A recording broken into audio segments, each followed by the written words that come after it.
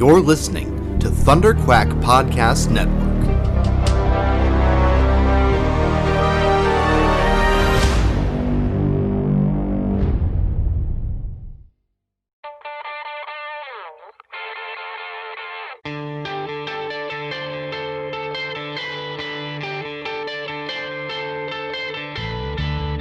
Hi, I'm Dinosaur Don Glut, and you are listening to the Epic Marvel Podcast.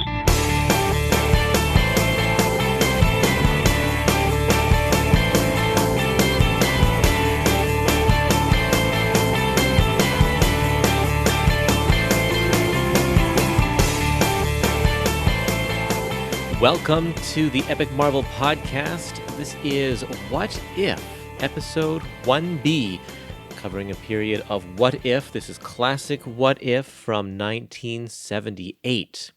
I am your host, Curtis Findley, and today we're going to be talking about 6 issues of What If, numbers 7 to 12.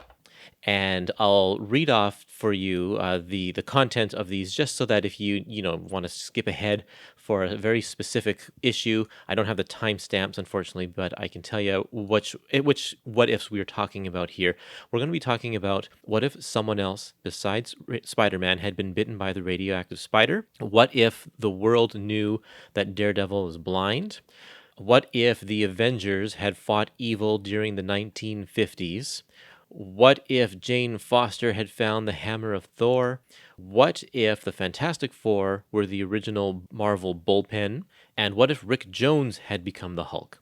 So it's almost been a year that we've been living in this COVID-19 world, and when the pandemic first started and everyone was working from home, I did a live stream from home every single day on my Facebook page where we would take one issue of What If every day and just talk about it. It was just me, mostly me, just by myself. People could come if they wanted to. Not very many people took me up on that offer, but I was just talking about these issues. We'd go through kind of page by page, and I would talk about the things that I think were kind of cool about them. And so now this podcast episode is a compilation of those live stream recordings. So some of it may seem a little bit disjointed. There will be references to stuff that you see on the screen that, of course, because this is a podcast, you can't see on the screen. But if you want to see the original video with the pages of art that I'm talking about, you can go to my Facebook page, Epic Marvel Podcast, and look up those under the video section.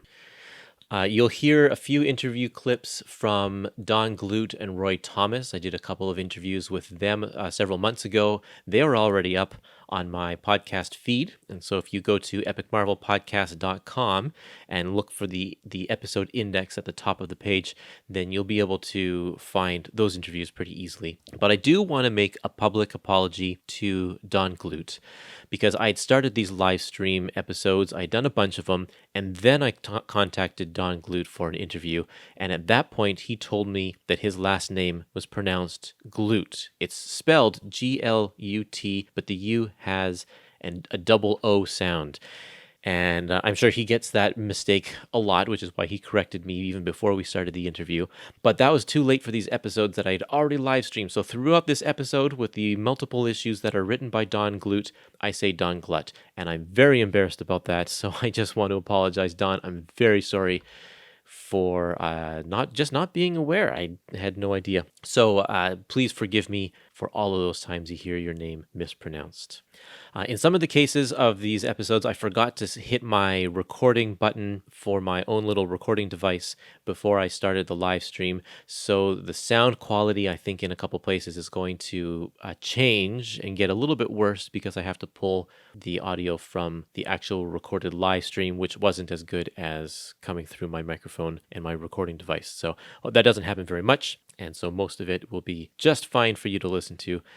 And I appreciate everybody's comments and everyone who was involved in the live stream. But let's get right to our episode and tackle these issues of What If.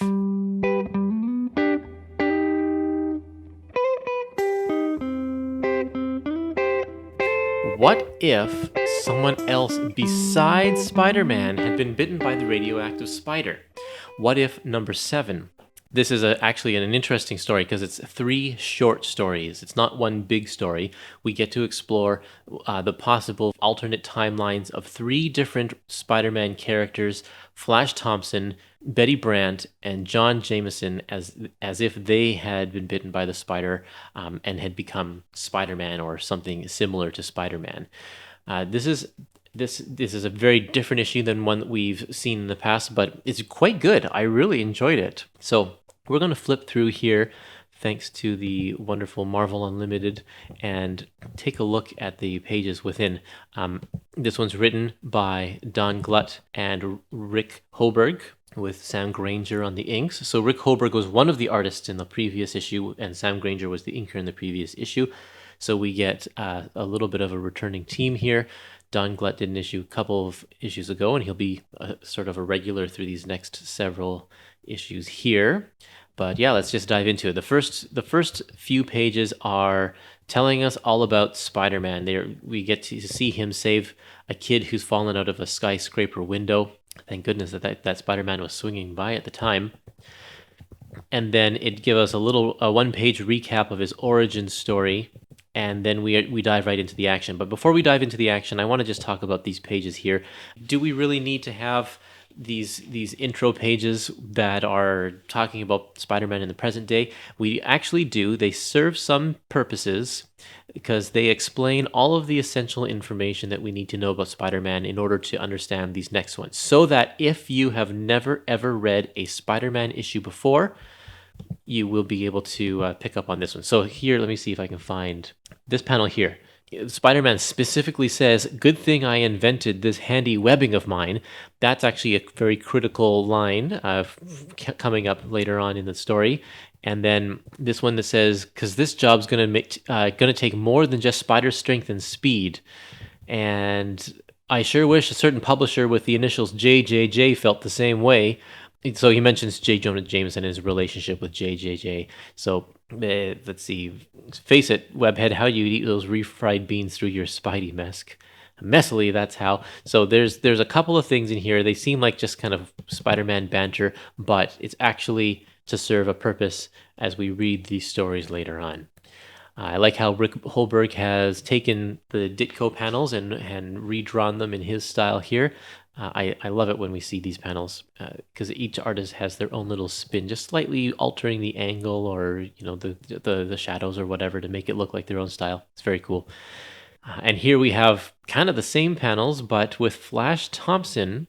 Flash Thompson is the one who's being bitten by the radioactive spider. Now, in this story, he's bitten and he's with these 2 girls and they see him, the whole scene where usually in the original it was Spider-Man who was about to be hit by a car and he jumps on the side of the building. Instead, Flash Thompson kind of hurls the car to the side and they're like, "How'd you get so strong?" And he shrugs it off and instantly, right away, sees that he could win some money in a wrestling match and takes on this guy, Crusher Hogan, and accidentally snaps his neck and kills him in the ring. So, it's just the action starts right away.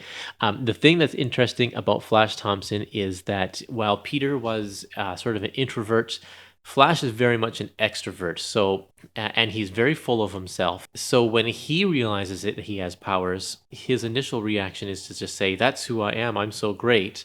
And he takes it on the road, takes it in the ring. He's very much a showboat. But then everything seems to go wrong. The death of this character here, Spider-Man's origin always has to include a death of some sort, and in this one, Flash Thompson is directly responsible for the death rather than indirectly responsible like Peter Parker was with when the gunman shot Uncle Ben. So this one I think hits home even more for Flash Thompson. He gets a wake-up call. It's like, holy cow, I just killed somebody with my bare hands. I mean, that's way different than saying I didn't stop that guy and then that guy went and killed my uncle. He finds out the rest of his spider powers and decides that he is going to become a superhero. And that's not much of a stretch because we know in the comics how much he admired Spider-Man. So if he had the abilities of Spider-Man himself, then yeah, he'd go for it. He alters his own costume. He gives himself a webbing cape. I think that's pretty funny. He says here, not so bad if I do say so myself. I gotta admit, the cape makes it. All right then, evildoers, you'd better look out because Captain Spider is coming. That's Captain Spider. So then we see him battle a couple of the early Spider-Man villains like the Chameleon and the Tinkerer and the Vulture from Spider-Man number 3. And so here's why these lines were important before. When Spider-Man said, "Good thing I invented that webbing." Well, Flash Thompson is not the same sort of genius as Spider-Man is. So, of course, he hasn't invented webbing. So when he's doing an air battle with the Vulture, and the Vulture kicks him off, all of a sudden he has nowhere to go, and he falls. And he crashes down into the street and dies. And that is the end of Captain Spider. A very short-lived career. Peter Parker is there and finds out it's Flash Thompson. And I don't know, he always seems to be there at that pivotal moment where he is he admires Flash Thompson even though he was a bully. He admires Flash Thompson for what he did. So I thought that was kind of cool. Oh, one other moment kind of at the beginning of this is that once Flash Thompson gets bit by the spider, Peter sees the spider, and he's a smart guy. He kind of puts two and two together. And he picks up the spider, and he says, "I'm going to keep it and study it at home." So that's kind of funny, but serves a purpose a little bit later. And then, so that is the end of the first tale. And once we get to the second tale, we start all over again with the same scene, except this time J. Jonah Jameson is there to cover the whole experiment for the paper, and he's brought along his secretary, Betty Brant. Betty Brant, of course, doesn't know Peter at this time because Peter starts working in our continuity, starts working at the Daily Bugle after he becomes Spider-Man. So right now he's still in high school, but he sees her get bitten and comes to her aid, and he notices the spider, and he sort of comes to her defense, saying that she just got bitten by a spider. Let's give her some time off so she can recoup and make sure she's not going to get worse or anything. And they go for lunch, and we find out that she's got some spider strength. So Peter's here this whole time, which is kind of cool. So he puts her through a series of tests. They find out that she's got powers of the spider, and he invents the spider web for her. So now there's a little bit of a difference from Flash Gordon. Flash Gordon was all by himself, but Betty Brant has some help. She makes herself a costume, and it is one of the worst costumes in Spider-Man history. This is just an absolutely terrible, terrible costume. But she's got the webbing. J. Jonah Jameson, of course, doesn't like the superhero vigilantes, so he is smearing her in the newspaper. And then we find out that the same thing happens here. Robert is being chased, and Spider-Woman, or Spider-Girl as she calls herself, doesn't do anything to stop. Oh, she's out of web fluid, and she hates to hurt people, so she's not going to go after him. And then this person ends up killing Uncle Ben. And then she is the one who chases the burglar down in the warehouse. And there's Rick Holberg recreating some more of those Ditko panels. This is a classic one with the little dots in the eyes. But she decides to give up being Spider-Girl because she realizes that she just went kind of nuts on the burglar and knocked him out, and she abhors violence. And so she's like, you know what, if the powers are making me do this, if I feel this way, then I just can't do it. So she leaves her costume behind in this very famous panel, an homage to a very famous panel by Romita from Spider-Man 50. Peter Parker looks back and is like, the costume. So then we move on to the third story. The same opening here. This time, John Jameson, the son of J. Jonah Jameson, is bitten by the radioactive spider. He figures it out right away, what's going on, and J. Jonah Jameson walks in and sees him doing this. And in this one, we find out that he's happy that his son has powers. Of course, this is always the thing. If Spider-Man has powers, bad. If his son has powers, good. Anything his son does, can't be happier. So he makes him a deal. He says, we'll make you a superhero. We'll make you a star. And gives him a costume. He's going to be a Spider-Man astronaut. Spider Jameson, they call him. And this time, the newspaper, James Jonah Jameson uses his newspaper to praise the spider superhero. So the big change here is that now, because John Jameson is a superhero, he's not going to be an astronaut. So there's a different pilot who gets into the space shuttle, the space capsule. And so now Jameson has to go, instead of Spider-Man going to save this capsule with John Jameson in it, now John Jameson has to go save the capsule with somebody else in it. And it ends up not going well for him. and he crash lands and gets killed by the shuttle. And in the end, Jameson builds a statue to immortalize his son and dedicates his newspaper to praising the efforts of other costume vigilantes. Very, very different. Very cool. I like the fact that it's the same powers, but because it's in a different person, J. Jonah Jameson has a different reaction to it. So it's, very, very interesting. I like the way how they play with all of the different aspects of these characters, and they all still stay in character, but because of the person who has the powers, it all plays out different, which is the point of What If. So I guess that's expected. The nice twist at this here is that the Watcher says, and I have spoken of fate, that inevitable end toward which certain beings are inexplicably drawn. Behold, then, I have shown how apparently trivial incidents can alter the course of history, a fateful scene which occurs soon after each of these series of tragic events, a scene which in all three cases is identical and involving Peter Parker. And it shows Peter Parker, he has saved the spider in all three of those scenarios and is inspired by all three of them in their own separate timelines, and so takes the spider, creates a serum based on the spider's venom, and gives himself spider powers and becomes Spider-Man in all three of those things. After the original Spider-Man dies, he becomes Spider-Man. So I think that's a really cool way of tying it all together and tying the three stories. So it's not just three separate stories. It's like they all tell a different origin of Spider-Man that just starts a different way. Kind of neat. I like that. I had a lot of fun with these three stories, with this whole issue. Great artwork, great storytelling. It was nice, fast paced. And because there's three stories, a lot was packed in there. The letters pages, which are not in the online version, talks about the future of What If, and this is a pretty crazy page. They list a whole ton of ideas of there's a whole page full of what ifs, possible what ifs in the future, and they say that they wanted to make a contest. So they asked readers to pick their top three choices out of the list of which ones they think should be made into actual issues, and the people had to mail them in, and Roy Thomas was going to tally them all up and make the stories based on that. So that was kind of cool. And apparently this was so popular. What does it say here? The big news around Mixed Up Marvel this month is that the first few issues of What If were such smash sellouts that Stan the Man wants the mag to go monthly just a couple issues from now. As soon as Rascally Roy and his California cohorts, with a bit of help natched from the Eastern Seaboard, can gear themselves for the task. Very cool. So right away, this was such a smash hit that it's going to go monthly, like pretty much right off the bat. That's very good for a title. Usually it takes a little longer for them to realize that they want to go from bi-monthly to monthly. And this is a double-size issue as well. So to get double-size comics out on a monthly basis, they must have had really good faith in What If. And it did last a few more years, so that's good. Next up is What If, issue number 8.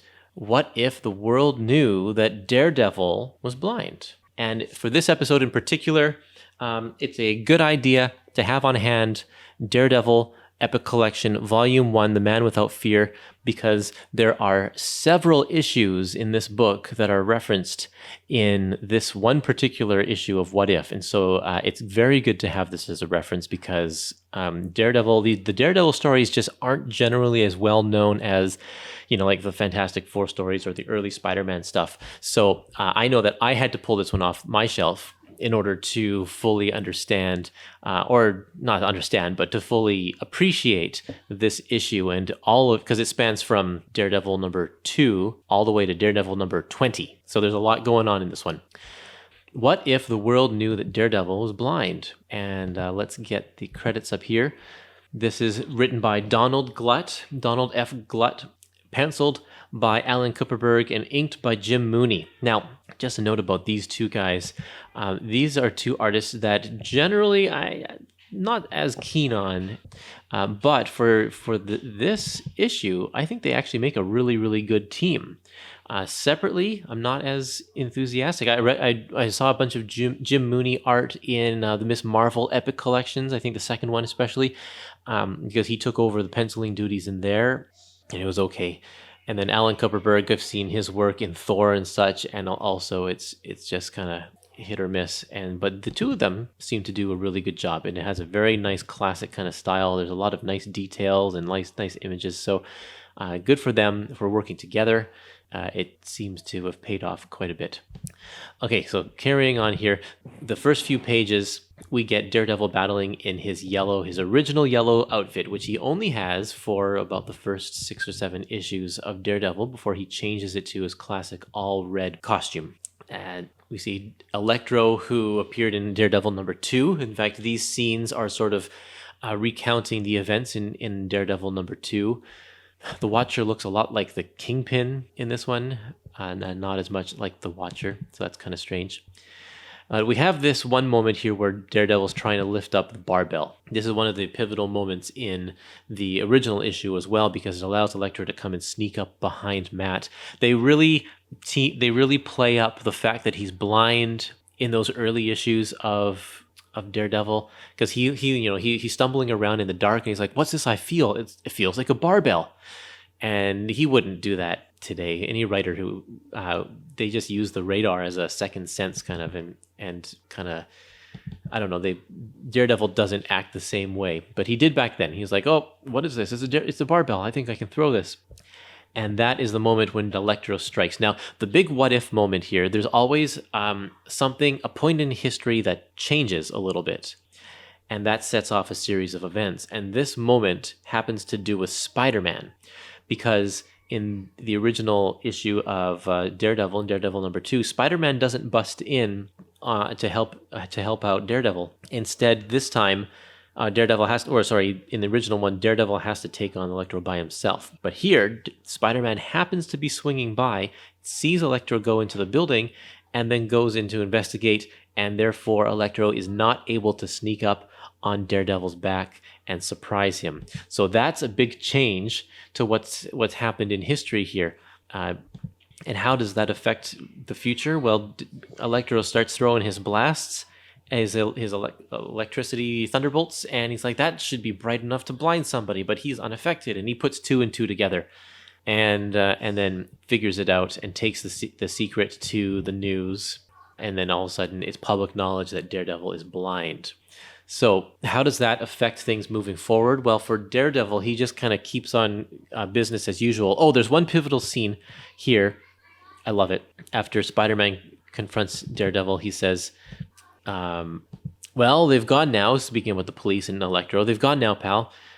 Now, do you want to do a palaver? He says, I guess there's no use in my denying it anymore. And Spider-Man says, it also explains your costume. My costume? What are you talking about? It's like, let's face it, Masked Man, nobody with 20/20 vision would have designed a tacky yellow and etc. outfit like that. I love it. And so it's Spider-Man that encourages him to get a new costume, and so now he has the red costume. And I think this is so that they could have Daredevil appear in his in his red costume for the rest of this issue, because otherwise the stories that he's telling, if this follows our regular timeline, he's still in the yellow costume for a few more issues here, especially during the first confrontation with the Owl here, which is told in Daredevil number 3. So a lot of these scenarios play out exactly the same. In fact, this panel here with him busting through the window, and the next panel where he's kicking these bad guys into the Owl, those are taken directly from the original issues, just with updated art and style. The only difference in this story is that the Owl knows that Daredevil can't see, so he has outfitted his lair with noise devices so that it overwhelms his other senses, and the bad guys are able to get the drop on him. It's interesting because the original issue, he gets captured, even though the Owl doesn't know his secret. Because Karen walks in, the Owl takes Karen hostage, and Daredevil gives himself up. But in this one, because of all of the confusion of the noise and everything like that, the Owl retreats, and Daredevil and Karen get away. So that's an odd change, that you'd think that because the Owl knows a secret, it would be worse for Daredevil, but in this case, it worked out to his benefit. Because of this, Karen also puts 2 and 2 together because she knows that Daredevil is blind, and they form a relationship Foggy's sad about that. And then we skip ahead and we get to Daredevil, the events that happen in Daredevil number 9, which is, in my opinion, kind of one of the weirder issues of Daredevil. See, Karen has been going at him to see this eye doctor, and the eye doctor lives in this isolated community with a giant wall around it called Lickenbad. It's like kind of a city that's lost in medieval times, and the dictator is obviously a terrible person. But then the doctor is being held hostage, and he doesn't even want to talk about it. And these are the events that happen, the same in this What If issue, and the same in Daredevil number 8 and 9. And he's like, no, you can't talk about these things. The walls have ears. So in the original comic, Matt goes by himself to see the doctor because he has no intention of getting the operation. He's just doing it to humor Karen. But in this one, because Karen knows the secret, she goes with him to this medieval city. So there's a difference right there. And he actually does go ahead with the procedure, and he gets his eyesight restored. And we don't know what the effects of that are going to be because these guys bust in and try to capture everybody. The main bad guy is this knight here, and he's going to engulf the world in a cobalt cloud that'll rain down radioactivity on everybody. So in the original issue, the doctor finds the machine that's causing all of the radiation, and he goes to shut it off, and he dies in the process. But in this one, Karen, because she's here, Karen sees him go in there, and she's like, Daredevil, you got to help the doctor. He's in trouble. He's trying to shut down the atomic pile. And Daredevil goes to rush in and does it. The radiation affects him negatively, takes away all of his powers. So now he is powerless. But now he can also see. And the first thing he sees is Karen. And she's beautiful, solidifies their relationship. They get to live happily ever after. He's not a superhero anymore. So that's very, very interesting. The main thing here is that Karen got to go with him. If Karen hadn't gone with him to this European country, she wouldn't have warned him about what the doctor was doing. Daredevil wouldn't have gone into there to stop the machine. So he would have had his sight, and he would have kept his superpowers. So he would have been a much more effective superhero.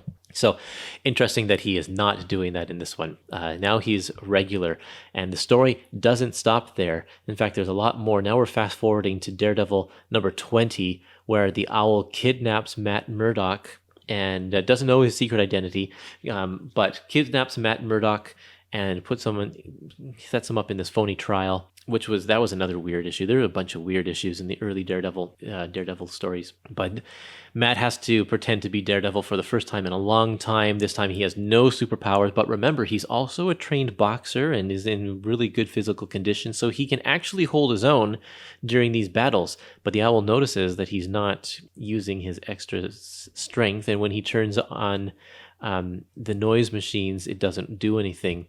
So eventually, Daredevil saves the day, and he realizes that as long as he keeps being a superhero, people are just going to... He can actually be more effective now because he doesn't have superpowers as the district attorney. So he says he's going from DD to DA. So kind of a cool ending there.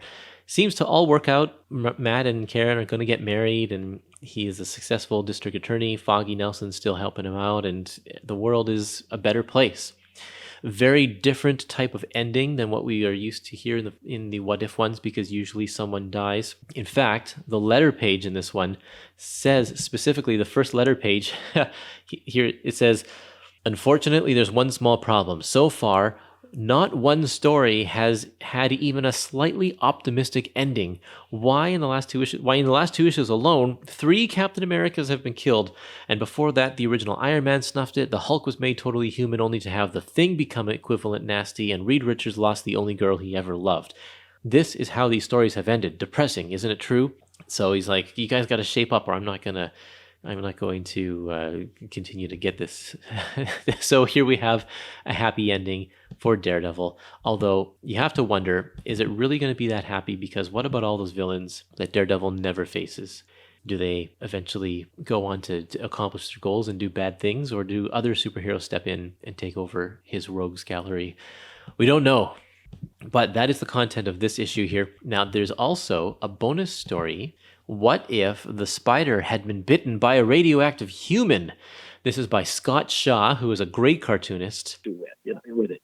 And one of them was Scott Shaw's idea. Scott Shaw's first comic book story probably was, we were talking at the comic book store where he worked at that time. I don't think he had done any professional comics work. And he says, I said, we just talked. I said, well, why don't you do a story about, what if a radioactive boy bit a spider or something?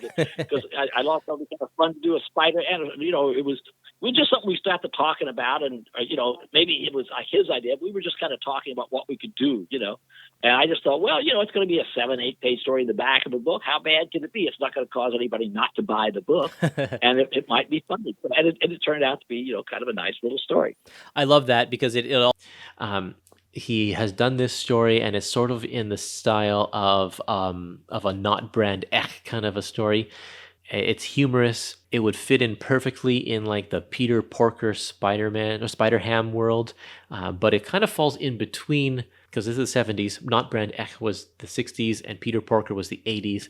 So there's no place really for these types of stories to appear. But I'm glad it appeared here because it's actually quite funny. It's really basically just the origin of Spider-Man, but told from a point of view as if all the characters were bugs. And first of all, we have Roy Thomas as the Watcher. The scans of this issue are just hit or miss, so you can't really see a lot of Roy's face here. There's a better picture down below here, but that's Roy Thomas as the Watcher. And Scott Shaw has created this new character called Webster Weaver, the teenage spider, who, through a series of events, gets bitten by a radioactive human, the guy who is controlling the science experiment. And he finds out that he gets fantastic powers. And everything plays out exactly the same, of course, goes on TV, doesn't stop the burglar. The burglar kills his uncle Bug, and then he faces a whole bunch of bad guys from Spider-Man's early days. I love these characters. Marvin the Hunter, Culture Vulture. I think one of my favorites here is Leapin' Lizard. I love that name. So that's good. Yeah, it's a great splash page. Even more bad guys and villains here. The Schlocker. Porcius the Hampire. He's probably one of the newest villains at this point in 77 or 78, whatever year this is. But yeah, funny story. Most people probably aren't going to care about it, but it's pretty humorous. It's a good cartoony issue, and I liked it a lot. So in the next issue is What If number 9. What if the Avengers had fought evil during the 1950s? Some of the ideas later on, as I got my friend Don Glut that I saw a lot out there in L.A. After I moved up there when I was starting to step up. Some of them were his ideas. Some of them were mine ideas. Like the idea of the 1950s Avengers, more or less. That was my idea. And that was one that's the only one. And not that Don didn't do a good job, but that's one of the only ones that I wish I'd written myself, just because I was real close to that one. Right. But Don did a good job with it. He brought in that robot and gorilla. Those were his ideas. My idea was I wanted to use the 3D man, who was my new character, and I wanted to use 2 or 3 of the old characters like Marvel Boy, and whatever, and just say what if there had been some kind of group in the 50s, It's funny how these things happen. Roy said he wanted me to do the story if the Avengers had formed in the 50s, but he did not want me to use Submariner, Captain America, or the Human Torch, and I don't remember what the reason was. And those, to me, would have been the logical ones because there were versions of those characters in the 50s. You know? Yeah, exactly. So I had to say, well, who are the ones I know off the top of my head? Well, there was Marvel Boy, of course, Venus, but I still needed some more. My knowledge of pre-code comic book heroes back then was really limited, but I had a fairly big collection of the horror comics, and some of them, so I just started going through my collection, flipping through. Were there any characters in there that could have made a superhero character if they were slightly interpreted in a different way? And I found the Gorilla Man character, and I found the robot character, and that's how those characters came about. They were originally just standalone one-shot horror characters, and the villains too, like Skullface. Those are all from the horror comics. Right. A couple of the villains, I think there was a character called Electro, maybe, that came from the I had an issue with the 1950s, a coverless issue with the 1950s Captain America comic, and there was a character in there called Electro, I think, and that's where I found him. So again, it was just sheer luck in some ways, Yeah. And then I used as many, I wanted to use Yellow Claw. Now you probably couldn't do that, get away with it. It would be considered racist or something. Yeah. But I wanted to use the Yellow Claw because to me, being a continuing character in the 50s for real, and, we get the communist threat and all that, it just seemed the logical person. And then he had Jimmy Woo or whatever his name is. Yeah. There was a logical hero right there. It was all built in, and so it all just sort of fell into place. And we had the 3D man, that we were doing, and that was set in the 50s, and so I just brought them all together. I have a special guest today, Tommy. Hi, Tommy. Hello, hi there. I'm the co-host from the Avengers issues and the Marvel Epic podcasts. Yeah, we've been going through the 90s Avengers and having a great time with that. And you specifically really wanted to be on this live stream with this issue. And why is that? Yeah, because this was the issue that somewhat introduced the team that will become the Agents of Atlas many years later. Right. And it's very apropos, absolutely. So I'm glad that you're here. This is such a weird issue for a number of reasons. One is just the variety of characters that we've never seen or heard of before, because the 1950s comics today are really not easy to get. They're not hard. They're really not easy to find. They're not reprinted very much. Only a handful of them have ever been reprinted, and so it's definitely a very big part of history. Yeah, and during the issue, they do many references to these old issues that have been reprinted in old Masterworks that has been reprinted these last years. Yeah, not even all of them have been reprinted in Masterworks. Some of them are still uncollected and kind of lost to time at the moment. Those Masterworks, it's kind of a shame because they did a lot of those Golden Age Masterworks, and I guess they just didn't sell because they stopped doing them. And that's the stuff that is so hard to find that it doesn't get reprinted. So I hope that they can either find an avenue. Well, actually, they are finding avenues for that because we've had a bunch of like the Kirby Monsters Omnibus and the Ditko. There's a couple of Ditko Omnibus collections now. And there's even one coming out they just got solicited the other day, called Jack Kirby Love and War, which collects a lot of his love stories and his war stories all in one omnibus. And those ones, I think the first appearance of Yellow Claw, the first few issues of Yellow Claw are going to be in that book. Oh, okay. So that's cool. And that means Jimmy Woo as well. Yeah, so I hope that Marvel kind of keeps that going. And myself personally, I don't usually buy the Omnis, so I'm hoping that maybe that material will become available in a trade paperback in some way. Yeah. So I'm mainly a digital reader. So yeah, as long as it comes out in trades, it's gonna be a guarantee that we are going to get a digital version. Probably, yeah, exactly. Now, and Marvel Unlimited has been uploading some of this stuff recently. We got the first few issues of Yellow Claw, I think, on Marvel Unlimited recently, as well as the first 11 or so issues of Menace, which is the first appearance of the Robotman in this one. Yeah. And they have some Marvel Boy up there. And I think they have Venus up there as well. So they have a good deal. Yes. Yeah, but we'll get into that as we go along here. So this issue, What If, number 9, what if the Avengers had fought evil during the 1950s? Now, nice Jack Kirby cover, really like that. He was coming back to Marvel at this time and did a ton of covers over the past year or so, around this time here, as well as taking up chores on some new books. So we have a script again by Don Glut and art from Alan Kupperberg, just like in the last issue, but this time we have Bill Black doing the inks. Not as flashy as the last issue, but it's still fine. The thing that makes this issue different than the other ones is that the Avengers are the ones kind of telling this story, not the Watcher, although the Watcher is definitely there.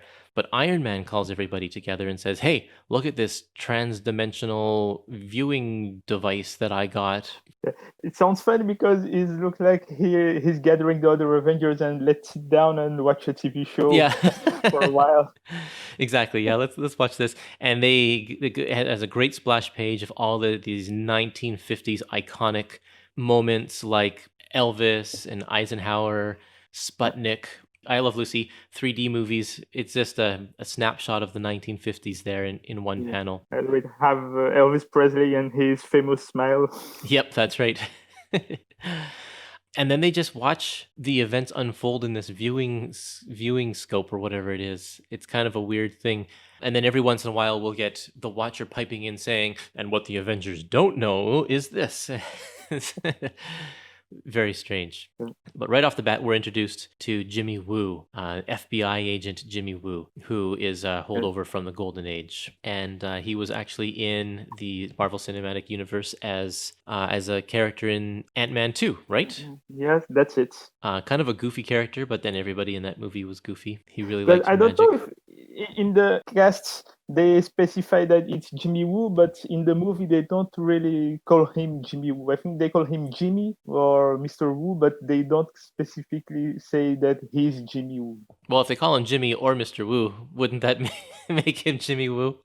Yeah, that's it. Yeah. I'm just glad that he's there because he's kind of a cool character, and I like that he dates back this far. That's probably one of Marvel's oldest characters. But anyway, we're seeing here the first several pages are him gathering a team of heroes, and we can go through them one at a time because they're just kind of odd characters. The first one he meets is 3D Man, who is not actually a character from the Golden Age of Marvel. He's a character that was created about a year earlier by Roy Thomas for Marvel Premiere in Marvel Premiere number 35. That's it. Yeah. Do you like this character?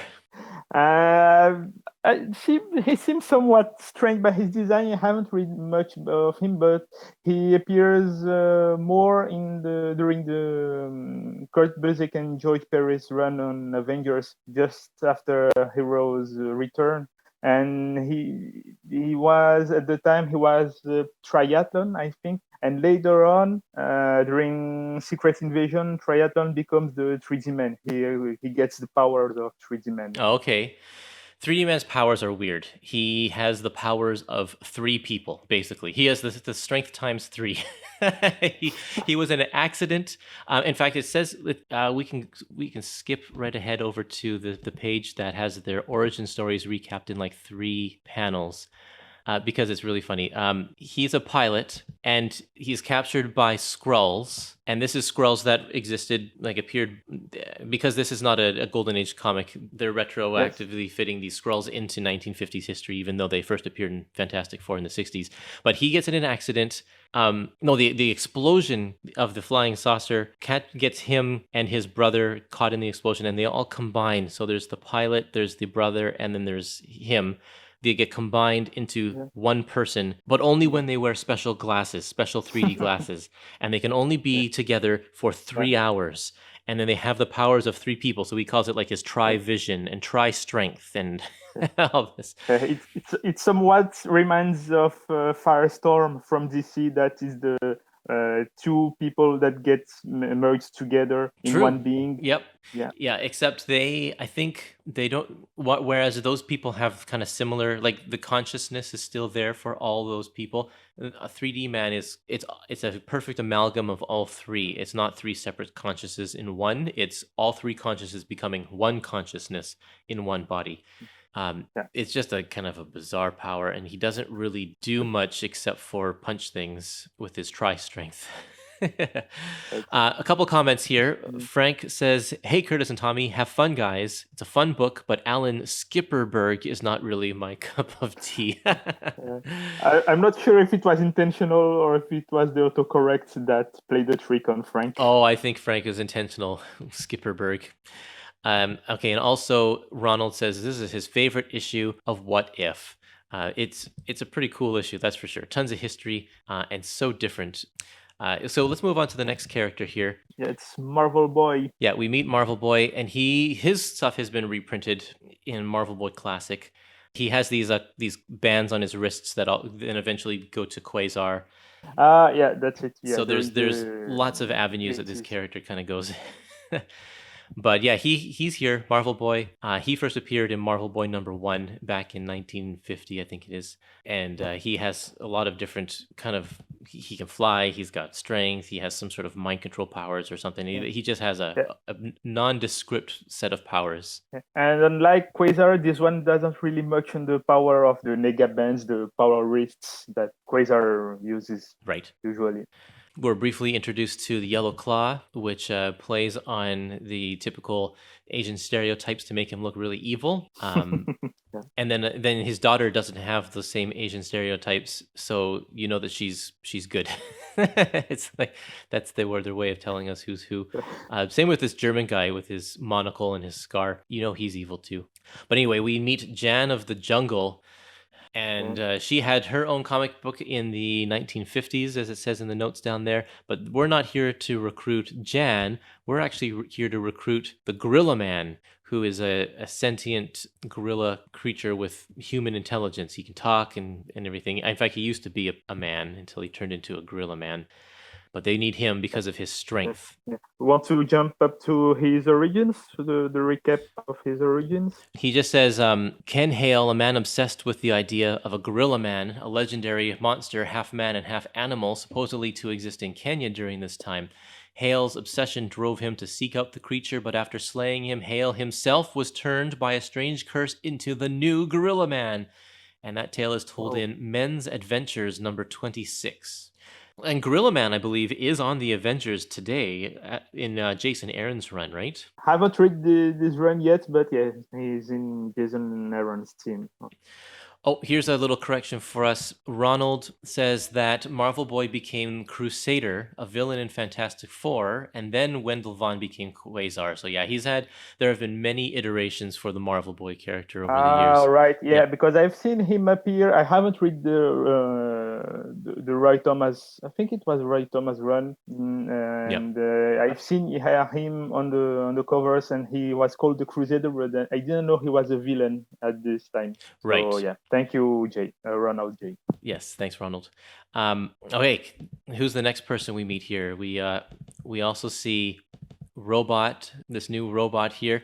Namora comes out of the sea. She's been looking for Namor for this whole time, which is kind of cool because he won't surface until Fantastic Four number 4 in the 60s. So it's kind of like she's been on this quest for well over a decade to try to find Namor, and then she stumbles across this robot. They pull the robot out of the sea, and it's gonna join their team.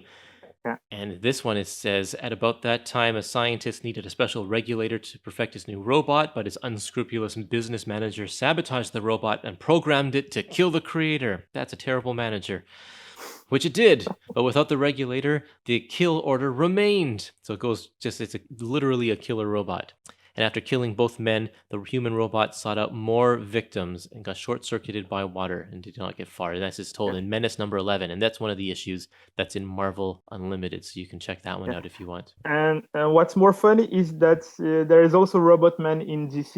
In this case, not the one that appears in Doom Patrol. Doom Patrol, of course, yeah. That's right. But there is another character called Robotman, and he appears in All-Star Squadron by Roy Thomas, and he makes an appearance also in Golden Age limited series. And there's a comic strip in the 90s, like a newspaper comic strip in the 90s called Robotman that I absolutely loved. Today it goes by the title Monty. And it's a funny one. It's nothing to do with superheroes at all. But I think actually this guy is called the Human Robot. He's not called Robot Man. He's called the Human Robot. Yeah, so he's different than like Machine Man and all that.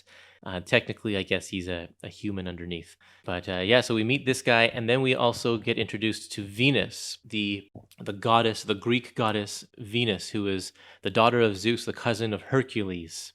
And she can make people love each other or love her, or she has that power to manipulate emotions. And she had her own comic in the 50s. Even robots. Even robots. Well, this one's a human robot, so that's okay. Okay, so they gather the team together finally, and we learn their origin stories, and we find out kind of why the purpose that they're all together after they start fighting a little bit, and then they find out what their purpose is, and they form this team called the Avengers. Yeah. And what's funny is that when they dug out the human robot from under the sea, Namora just appears, says, "Hello, I'm Namora," and he just helps pull it out of the water. Yeah. Yeah, well, human robot, and we don't ever hear from her anymore in the story. And that's the same with Jan of the Jungle. She just kind of appears and then disappears. And I think they just wanted to throw in as many of these characters as they could into the story. She stayed in the jungle to protect the jungle, while meanwhile the Gorilla Man remained with the team. Right. Okay, so they're going to avenge the crimes of the Yellow Claw, and then we are introduced to our villains who have also assembled their own team of bad guys. This is also an equally ridiculous number of characters with ridiculous power sets. Skullface, the skeleton of an alleged demon burned at the stake centuries ago, and restored to life in this century by 50 million volts of electricity. Whoa. And that's told in Mystic number 6. Number 6. And then we have this guy here, Electro. Yet when it comes to electricity, I, the Russian assassin Electro, am its master. And that one is told in Captain America 78. And not to be confused with the Electro, the Spider-Man foe. Of course, yep. And then we have this guy. Careful with those bolts of yours, Electro, unless you'd like to be put under ice by the Cold Warrior. Whoa. And he is from Marvel Premiere number 37, which is the 3D Man issue. So he's the 3D Man villain. And then from Marvel Boy number 1, we have this guy with the mask. He's called Video. I am the great Video. A laboratory explosion gave me X-ray vision, and with the power to kill, with my prolonged stare. Yeah. I love it. So yeah, we have a great campy bunch of villains here. And what's funny is that when he looks through the Screwface, he says, "Whoa, this man is a living skeleton." Yeah, which is important. It comes into play later on in this issue. So there we go. We have so many characters that we'd never heard of before. And even if you were buying this in the late 70s, I'm not sure how easy 1950s comics were to come by around this time. I mean, I know that was only 20 years earlier, and if you think about today, 20 years ago was the year 2000, and it's really easy to find comics from the year 2000 now. But and you don't even print as many now as you did in the 1950s. In the 1950s, they printed tons of comics. Because I don't know if at the time in the late 70s there was reprints of the stories from the 50s. From DC, I know sometimes they reprinted the old stories, but from Marvel side, I'm not so sure. Well, and if they did reprint them, it was all the Silver Age stuff. Lee and Kirby material and Ditko material got reprinted a lot, but yeah, not much from before that. And then people just didn't hang on to their comics, so they would toss them in the garbage or whatever, and they would send and comic shops weren't a big deal. There were a few of them, but they weren't as commonplace as they are now, so you wouldn't be able to have just an outlet to find old back issues. So it's interesting that they have a whole issue surrounded with people, like comprised of people, so many characters that people may not really be familiar with. It's a very, very interesting piece of history, but it's hard to get attached to, 12 different characters in one issue. Although Don Glut does and Alan Kupperberg do a fine job of pacing it out. But anyway, let's get on with our story here. We find out Yellow Claw, his plan is to kidnap the president and torture him. We don't exactly know why, but they do that, and it's Eisenhower, he's the president. And the team goes after him, and we can tell they're not quite a fully formed team right now because they're doing a lot of fighting, kind of like how the Avengers themselves actually squabbled quite a bit in the early issues. But then we go and we find out that Jimmy Woo has a relationship with Yellow Claw's daughter. Isn't that always the case? And then we just get into the part of the issue where there's just a big battle. And this is really just to show off all of these characters' power sets, because we really haven't, other than the little brief introduction, we haven't really seen them in action. So we get to see how effective they are in combat. And 3D Man. Oh yeah, here's the part. There's a part where Marvel Boy throws the skull face into the ice guy. I can't remember his name, and then he just falls apart because all he is a bag of bones. And there's a funny one-liner. So it's one page earlier, sorry. Yeah, when Cold Warrior freezes Venus and he says your love power is getting frigid. Yeah, love power is going frigid. Good line, totally. Yeah. Ronald says that Venus is much, much less creepy than Eros or Star Fox from Avengers. It's very true. Because Eros used his powers for bad. Yeah, for his own selfish purposes. I like the way that this guy Electro is drawn. The inking on him, they make him look really, really hairy by giving him kind of a thicker outline. And like even you look at his when he's fighting a human robot, you can see on like his shoulder in this close-up panel of his face that he's just probably got hair all over his face or something, all over his body. It's a very, very different inking style than the sleek-looking inking that we get on the human robot. So I like how they're differentiating the characters like that through that penmanship. And eventually they overtake everybody. Yellowclaw gets away. Jimmy Woo goes off to find him, and they all have a little powwow with the president in the end. Yeah. Just one thing that slipped over, because I think it was Ronald that said Venus is less creepy than Star Fox. Yep. But vaguely tries to seduce Marvel Boy when he helps her the page before. Right. So that's ambiguous because he says, I'm supposed to be smarter than most Earth people, but I was wrong when I deduced that my feelings for you were all caused by that strange power of yours. And then she's like, well, what do you think, Marvel Boy? So it's like maybe she influenced him, or maybe he just generally does have feelings for her. Yeah, kind of ambiguous. Whereas Eros is definitely like, you woman, come here and love me. Yeah, that got him in trouble many times. Yep, sure did. In the story. And then at the end we return back to the Avengers where they're reminiscing about, just imagine if that actually happened.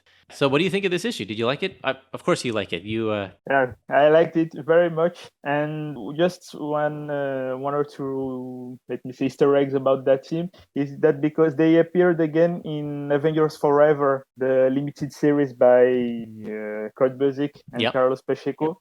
But what made the people forget about them is that because their reality was erased by, I think it was Immortus or Kang. Oh, but anyway, okay. Their reality was erased, so the people didn't remember them. And they appeared many years later during, I think it was Incredible Hercules, because at the time, in the second half of it was Greg Pak and Fred Van Lente run. During the second part of the run, there was one issue, not know if it was one issue about Hercules and the other about Amadeus Show, but during the Amadeus Show story, they show that there was a past stories with Jimmy Woo fighting the criminals. And that they also mentioned the super team that would become the 12 in the limited series by John Michael Straczynski. Right. They also appear during Incredible Hercules in a backup story. It's cool that they have had a lot of play over the years, that people kind of keep revisiting these characters. I like it because there's so many stories to unpack. It's a decade that never really gets talked about. So it's cool that Marvel decides to pull them back, and like good job to the creators that keep reviving this team. By the way, the 3D Man also makes an appearance during Bill Mantlow's run on Incredible Hulk. He makes an appearance during I think in the 250 or around this issue. Totally. Yeah, that's really cool. And I would love to get a nice collection of 3D Man adventures because he's such a weird character. Yeah. Let's get it, Marvel. Make us a 3D Man trade with all of these appearances. Okay, a couple more comments here. Jim says Agents of Atlas started here. You've already we talked about that kind of at the beginning of the stream, but yeah, we can mention that again. Jimmy Woo brings up creates his team. I love the title Agents of Atlas because in the 50s, Marvel Comics was called Atlas Comics. Yeah. And so the Agents of Atlas is made up of characters that were from Atlas Comics. It's just a wonderful little nod to Marvel history that they've folded into canon. Yes, and they're called the Atlas era heroes. Yes, it's very, very cool. Shane notes that so many what if issues in that first volume ended up getting used by Marvel in continuity later, like Hulk being intelligent and Agents of Atlas becoming a team. I don't know if it's intentional that they do that kind of thing. We'll talk about in a few issues from now when Jane Foster becomes Thor. Of course, that's very famous now. Yeah. Oh yeah, down here at the bottom of this page here, it says in the next issue, Thor, Conan, the Fantabulous Fantastic Four. It says, one of these mighty Marvel features will be spotlighted in What If number 10. Be here. And it's like, I would have loved to see Thor, Conan, and the Fantastic Four all together, but no, we're only going to get one of the three. So we'll have to see which one that's going to be. Maybe it's going to be the case at these times because Marvel got the rights back to Conan, and Conan is in Savage Avengers. So maybe we're going to see someday. That would be great. I'd love to see that. Yep, that'd be really good. Okay, so the letters page here, it says, last issue, we deliberately didn't announce precisely which of several imminent stories would appear in What If number 9. Naturally, we, and perhaps you, had hoped that it would be our long-awaited Conan in the 20th Century tale, which Roy Thomas had been talking about pretty much since issue number 1 of this series. He talks about it all the time in these letter pages. But alas, at the last minute, several events, not the least of which was Big John Buscema winging off to Angoulême, France, to pick up an award and be a major guest of honor at an international congress of comic arts fans. Angoulême is like the biggest comic art show convention in the world. It's a big deal. So the fact that John got to be guest of honor is very, very cool. But he still had 15 pages or so to pencil of that issue, so they couldn't get it this time. In fact, it's not going to appear until issue number 13. Thus, it is with pride but a little advanced promotion that we present this time another little brainstorm of Roy's, one he conceived back when he first invented the 3D man a year or so back. Namely, the idea of a superhero group set in the fabulous 50s. The only thing is, Roy never could figure out a place to try out that costume conclave until What If got a few smash issues under its belt. Meanwhile, Roy himself got too busy to work out the details of the 3D Man Venus Marvel Boy trio he thought up. Enter Don Glut, who helped Roy by doing first draft scripts of the second and third 3D Man appearances in Marvel Premiere, although his credit accidentally got left off the final one. So that's too bad. But yeah, Don, what does it say here? Don's even more of a 1950s buff than Roy, so he was raring to go and dug up Gorilla Man and the Human Robot, not to mention Jimmy Woo and the original Yellow Claw, and a whole bunch of baneful baddies from the pre-60s comics. To prove his point. But who is the rascally one to argue with enthusiasm like that? That's very cool. Yeah, I emailed Don because I would love to get an interview with him about these early days of What If. So hopefully he'll email me back and we'll be able to hear from him. Yeah, and by the way, Yellow Claw makes an appearance during the beginning of Steve Englehart's run on Captain America. Him and Swan also. And I'm not sure if Jimmy Woo appears, but yeah, Yellow Claw and Swan appears. And don't know, I'm not sure if it's a spoiler, but yeah, sorry, more than 40 years ago. But Swan supposedly dies in these stories. Oh, okay. Yeah. Nice. Well, there we go. This is our issue for this stream. And a lot to talk about. I'm glad that you were able to join us and give some history because I wouldn't have been able to speak to future appearances of these characters, that's for sure. I'm glad that they've come up. You're welcome. And I'm going to have to seek out some of those stories, especially the 3D Man one, because I have an odd fascination with that character now. Oh, great. Yeah, the title of the story during the Bill Mantle run is in the cover. It's What Happened to the 3D Man. So I haven't read it yet, but yeah. Is it in one of the Crossroads trades? No, it hasn't been before reprinted yet. Okay, well, let's get the Epic collection. Marvel Unlimited. Nice. I will look it up. Perfect. Thanks, Tommy. Thanks for joining us for this issue. You're welcome. Bye. What if Jane Foster had found the hammer of Thor? I think they might have started as a joke. Yeah. Again, at one of these parties or get-togethers, hey, what if Thor had a sex change or something like that. Yeah, right. Yeah. And the logical thing was Jane Foster. Yep. If somebody else had found the hammer. I guess it kind of worked out. This is a very interesting issue because it's actually become part of official Marvel canon. Well, not this story exactly, but as you know, in Jason Aaron's run in Thor a few years back, Jane Foster really did become Thor. And her journey went a lot different than the one in this issue here. And we're going to find out a little bit about Jane and her journey, how she came to become Thor, and what happened as a result. This is a great issue. A lot of fun, dives deep into Thor history. So if you want, I would suggest having on hand while you read this Thor Epic Collection Volume 1. It's called The God of Thunder. And I would also suggest you can skip Volume 2 because apparently not much happens in there. But Volume 3, The Wrath of Odin, the last few issues in this book, also get referenced a few times in this story. And then, of course, the major epic to wake the Mangog, the whole first Ragnarok story, plays heavily in this issue of What If. So you'll want to have this issue on hand as well, or this book on hand, because all three of those books have a lot to do with what we're going to be talking about today. And of course, if you have this What If Complete collection, this is where we're going to be drawing our content from. Restoration is very nice in this issue, something I like to point out because it's been spotty over the past few issues.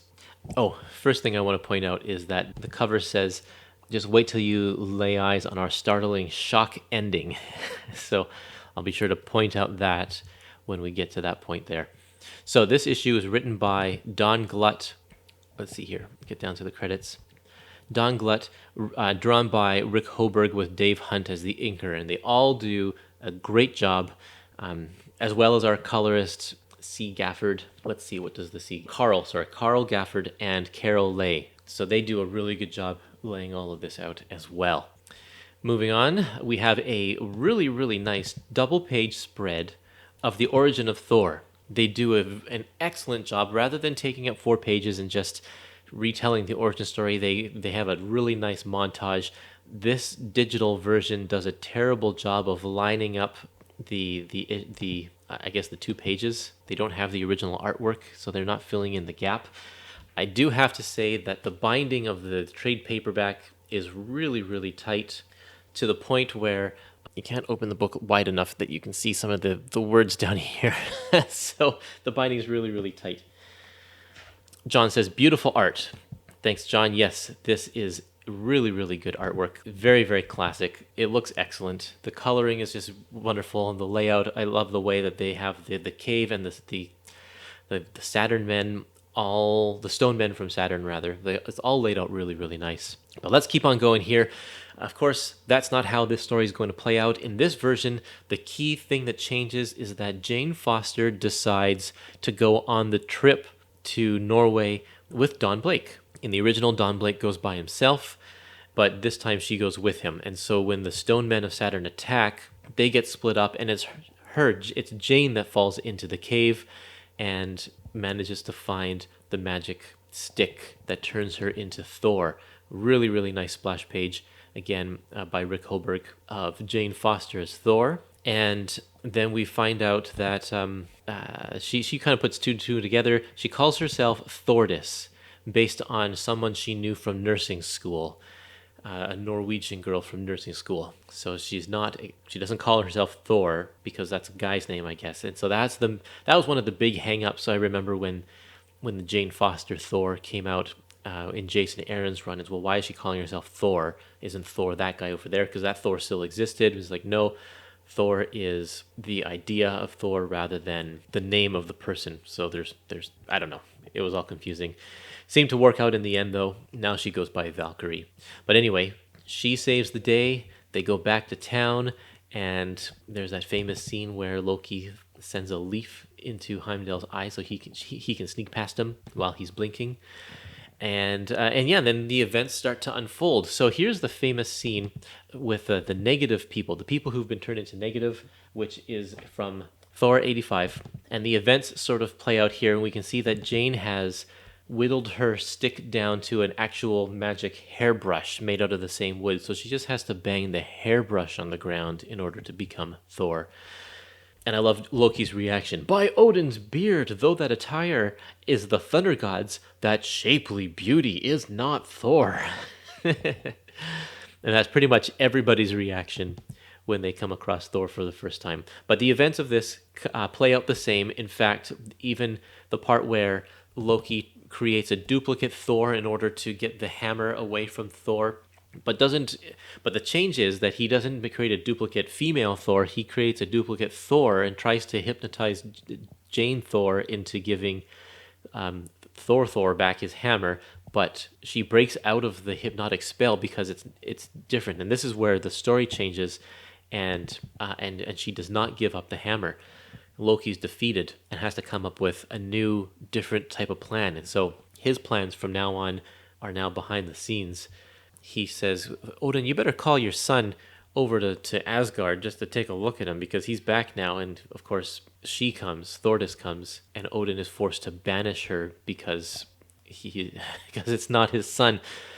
Kind of rude, but that's the case. One of the defining moments here also is Sif is also grieving the loss of Thor because she was supposed to marry Thor when she reached womanhood. And so now she's not going to do that because she can't marry Thordis, especially since Thordis has been banished. And so now we return back to the events of Thordis on Midgard, battling a bunch of the early Thor villains, including the Radioactive Man, the Lava Man, and also the combo of Cobra and Mr. Hyde. Those early issues of Thor are not that great. I've done an episode on that book. If you want to check out Thor episode 1, hear me talk about that. And of course, she joins the Avengers. So the story doesn't really take off until we get to the point where Thor is about to enter his Odin sleep. And this skips ahead all the way to Thor number 154, which is kind of the beginning of the Mangog story. And Thor is supposed to kind of be the protector of Asgard during the Odin sleep, but of course he's banished Thordis, so no one's there to protect him. So Sif takes it upon herself to find the original Don Blake. And this is where it gets really confusing, because Don Blake is Thor. In the early issues of Thor and Don Blake are two separate things. They just kind of share space. When he turns into Thor, he is a different entity or something. But then it's revealed later on in Stan's run that it's a little bit different. Odin had banished Thor, and he created this Don Blake persona and trapped kind of Thor's mind in this body of being the Doctor. And so Sif is trying to regain his memories. And these events kind of play out similar, except for the fact that he's not Thor. As it's noted here in 153, Sif goes to the hospital, just like she does in the comics as well. And I like there's a change, there's a shift in tone in the inking in the last half of this book, where things become a lot more darker and more moody. The shading is a lot thicker, and I'm not sure. It only credits one inker, but I don't know what the difference is. But I like the change. It adds a really cool kind of a feel to the last half of the book, because the tension gets a lot higher and the stakes are a lot higher, especially when we're introduced to the Mangog character. So if you haven't read the Mangog story, it's sort of the climax of the Lee Kirby run. It's the peak, and these events sort of play out in a very similar fashion as they do in the regular comic, except Thordis is the one who saves the day. Now, the ending here is it's a disappointing ending, because Odin forces Thordis to give up the hammer and return it over to Don Blake. And I thought that's kind of lame, because hasn't she proved herself? She literally saved Asgard now from Ragnarok. She literally did that.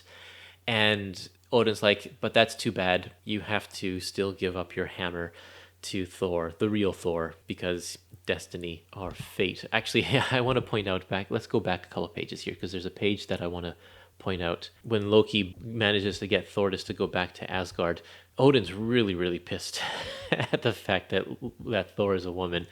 And he says, "Ordinarily, it would be Loki I would blame for such base blasphemy, but in truth, what hath befallen Thor is even beyond his evil power. The real villain be fate itself."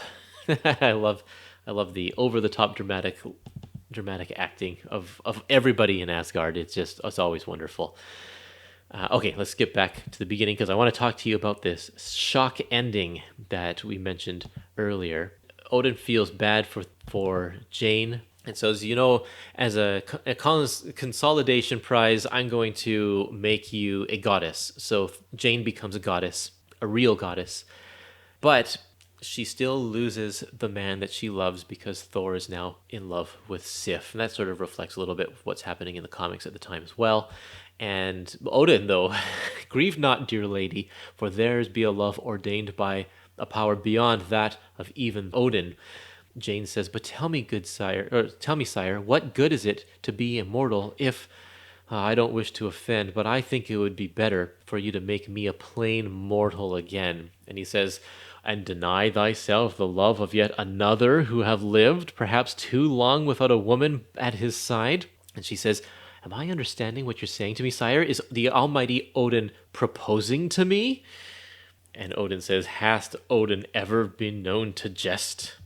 And so, yes, in this reality, Odin is not married, so he marries Jane, which I find to be a little on the odd side, maybe a little creepy. I kind of feel like Odin had a crush on Jane like this entire time. And he's like, well, I can't marry Jane if she's Thor, because Thor is supposed to marry Sif, so I need to get Jane to give the power back to Thor so I can marry her. So I think that's kind of how it felt like it played out to me.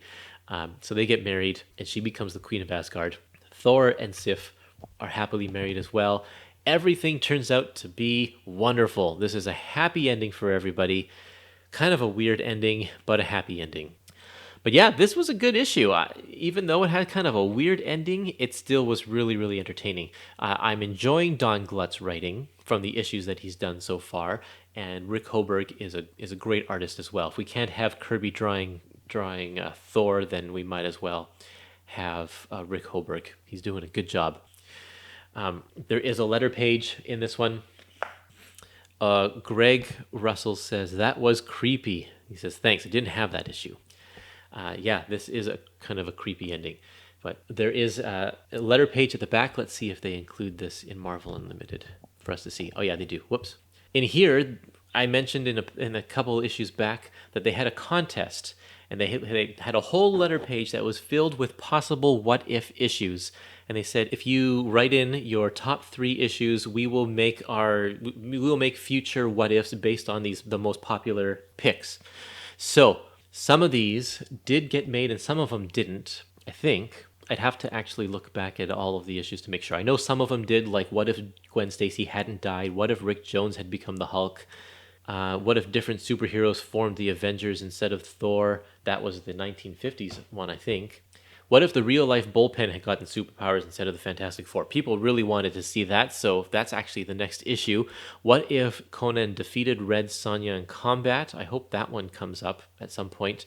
What if the Avengers and Fantastic Four merged into one big super team? I don't think that one happened. And also, what if Howard the Duck had been elected president in 1976? There's one that I really want to see, but I don't think that happened either. Yeah. And there's also a little note, again, this is the ongoing drama of this Conan issue that's supposed to be coming up. It says, also along those lines, Rascally Roy had an idea for a story which combined a couple of these thoughts. It's being begun at this very moment, but not by Mr. T, who's decided that, except for the long-promised Conan What If that he started to script at last, that he'd prefer to stave off the dreaded deadline doom on mags like Conan, Savage Sword, Red Sonja, Invaders, and Thor. Let me see here. Steve Gerber's so busy these days with Howard the Duck that he might not get around to doing that tale for us, which is too bad. Simon & Schuster book of Silver Surfer? That's interesting, that there was going to be a Simon & Schuster book, a Silver Surfer book. That ended up being something different, I guess. That never happened. I would have loved to see that. Oh yeah, and there's a Beatles advertisement at the back by David Anthony Kraft, but that's not anything to do with What If. That's just an advertisement. But let's find out what the next issue is here. What If number 11? This is an odd one. What if the original Marvel Bullpen had become the Fantastic Four? That was kind of funny. Yeah, Jack kind of double-crossed me there, but it was okay. I was happy. I'm happy he did it. Among the ideas I had from the beginning, one of the ones I wanted to do, I thought it would be kind of fun if we did a thing where the Marvel Bullpen, which I had in mind to be Stan, Jack, Flo Steinberg, because she had been there through 68 and was one of the few women there.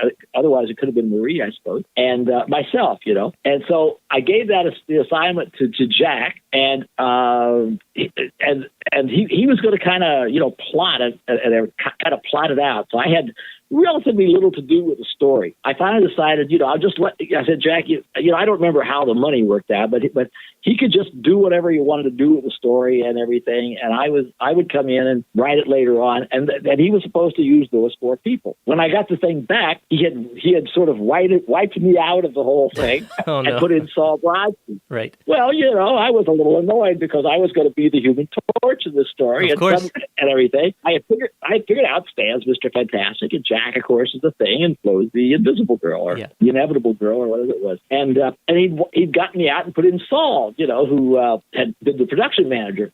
But then I got to thinking about it. Saul Brodsky, he was there from the beginning, a couple of years, 2 or 3 years before I was, 4 years really. He did the logo for the Fantastic Four. That upper lowercase logo is Saul's. Wow. He inked issues 3 and 4. So I thought, hey, Saul Brodsky deserves to be in this. Nobody knows who Saul Brodsky is. He didn't have that much name value to the readers. But I said, it makes a lot of sense. So I just let Jack go for it, right? And the only thing we had to change was Jack liked to kind of annoy Stan occasionally by doing little things. And one of the things he liked to do, just to get back at Stan because he knew he didn't like it, was to call him Stanley, Yeah. And which is, of course, his real name, but Stan hated it. He didn't like being called Stanley. He said he had taken that name and made it into Stanley, and he didn't like it. And every time that Jack used the word Stanley in the text, that was the only change. He looked at us and says, "That's okay, but just take all the Stanleys and just make them Stan." So we had to change those all the way through the story. Other than that, it was kind of a nutty story. I mean, what kind of thing is this? I mean, you got the S people, and S stands for Skrulls. I mean, it was not much of a mystery, No. But so the thing that was really good about it was A, the idea, for which I will take unblushing credit, and B, everything that Jack did in terms of just the art and conceptualization, with including having Saul be the Human Torch. But I mean, and he even had some good lines. I love the one where Saul is flying in the air as the Human Torch, and everything, and then he starts to fall, and it says, "I'm falling." Says, "You're surprised," or whatever it was. Yeah. I mean, it was kind of funny. Jack was he wasn't at that stage doing the kind of writing that Stan would really like at Marvel, but he was such a bright guy, and he's such a conceptualizer, and he could turn a good phrase sometime too.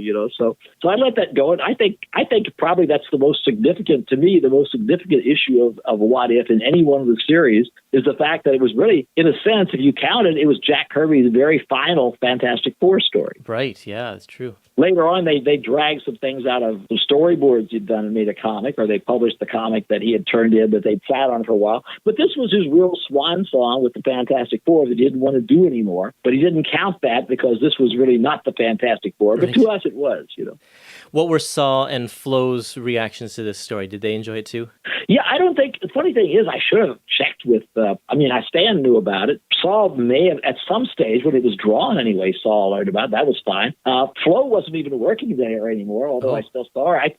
What's funny is I should have already got a permission. They could have sued us, But but I don't remember if she knew about it before it was published or drawn or whatever. I just don't recall. Oh, okay. But she thought it was great. Good.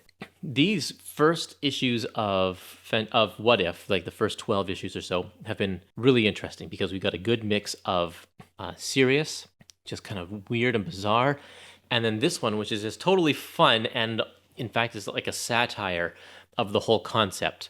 So it shows us right off the bat that really anything goes with What If. Anything goes. We can do anything in the books, and this is great. This really is kind of like an in-joke for a lot of the people, for people who really know Marvel Comics. I'm not sure how much that fans would have really known about the behind-the-scenes stuff. Stan Lee, of course, was a great self-promoter, and but did people reading at the time really know about Saul Brodsky and Flo Steinberg? I'm not sure. Stan and Kirby were definitely names to be recognized, and I know that other people's names would be mentioned here and there, but not as much. So, in the letter page in this issue, there's a little bit of a how this came to be. So I'm going to skip ahead to the letter pages right before we get to the actual issue itself and just read this here. It says, "A special nostalgic note. This issue marks, we think, an important milestone in Marvel history. as we're sure a few zillion of you will already have noticed, so we won't waste much time reminding you.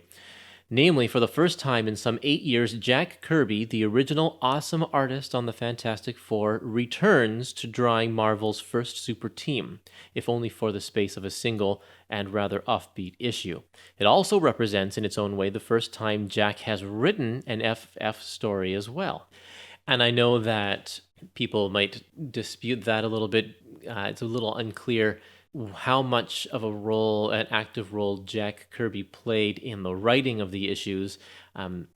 It's said that Stan, as he got busier and busier, would more increasingly make his plots more and more shorter and more condensed, so that he would basically just be throwing Jack Kirby a basic, have him fight the Skrulls and this happens or whatever, and then Jack would kind of lay out the entire thing. And I don't know if he did any scripting or such, but this is fully formed Jack Kirby, written and drawn Fantastic Four. Now, the letter page goes on to say, almost since the beginning of the What If series, Rascally Roy had wanted to do a story in which the Marvel Bullpen gained the powers of the FF. His own notion was to feature Stan as Mr. Fantastic, Jack as the Thing, Flo Steinberg or Marie Severin as the Invisible Girl, and his rollicking self as the youthful blonde Human Torch for obvious reasons. In an effort to devote his scripting time to other mags, however, Roy decided to offer the concept to Jack, who altered it by replacing Roy with Saul Brodsky, since Saul had been with the Bullpen off and on since the 60s and Jack knows him somewhat better, and coming up with his own unique plot and approach. As for Roy, well, except for a bit of rewriting here and there, aided by the Parallel Worlds concept of Neo assistant editor Mark Grunwald, he's been content to read, savor, and enjoy. Hope you are doing the same. So let's bring us back to the beginning of this issue. What if, and the title is different in the inside, what if the Fantastic Four were the original Marvel Bullpen? I don't know if that makes a difference with the title, switching it around, but it is a different title there. But we have Jack Kirby, we have Mike Royer doing the inking, and Bill Ray doing the lettering. Now, Mike Royer is a very frequent collaborator with Jack Kirby back in the 70s. Of course, Mike never did any work with them on Fantastic Four. That this time came after, but around this time in the late 70s, when Jack came back to the studio, he was doing a lot of new titles, a lot of them that he was inventing himself, like Devil Dinosaur and the Eternals, and Mike Royer was there along with him for that ride. And then, so we start off here, again, another first for What If. We don't get a recap of things as it happened in how we regularly know Marvel 616. We kind of just jump into the action here. All of a sudden, the Watcher says, hey, check it out. It's not the Fantastic Four you know. And we have some great caricatures of these guys as they looked in the 70s. It's odd to see Stan Lee without his glasses, right? His glasses that have I guess they're sunglasses or such, but back in the 70s, he didn't wear those, but they are very, very iconic to how we remember Stan these days, because he spent the last few decades always appearing in them, but not in this comic here. Okay, so we're busting in right in the action. We are introduced to the people. This is how I guess the readers will know who these guys are. It says, instead, Mr. Fantastic is actually editor Stan Lee, who still occupies the room at the top in the teeming fantasy factory known as Marvel Comics. Saul Brodsky, Marvel VP and Stan's second in command, is secretly the Human Torch. As for Jack Kirby, hardworking artist, life is a flurry of frantic pencil pushing in anticipation of the sudden change which will transform him into the Thing. And this reality's invisible girl is actually Marvel Comics secretary Flo Steinberg, better known as the Sobriquet Fabulous Flo. I don't even know what that word is. I should look that up. Okay, how did such a Fantastic Four come to be? Watch and all shall be revealed. Great splash page. Love it. We are thrown into a very typical Fantastic Four scene where they are fighting a giant monster. All of Fantastic Four get to use their powers in some way, but the real star of this opening scene is Flo, which is great because I find that the rest of the issue, she really doesn't do a whole lot. But in this one, she manages to figure out how to take down the big brute by putting a force field around him, so whatever gun he's using bounces off the force field and actually whams him, knocking him out. So she saves the day right off the bat.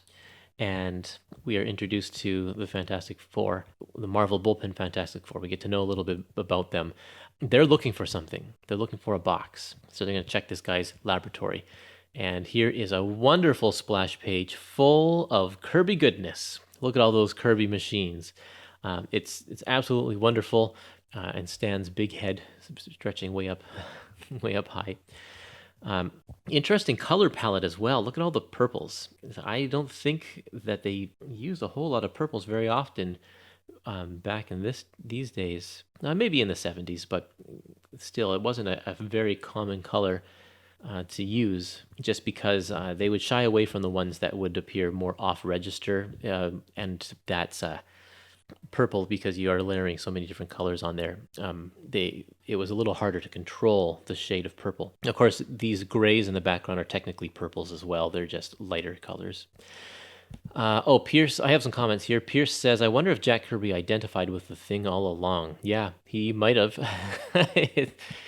Possibly. I don't really know a whole lot about Jack Kirby's actual personality. I guess I should look up some old videos with him or something.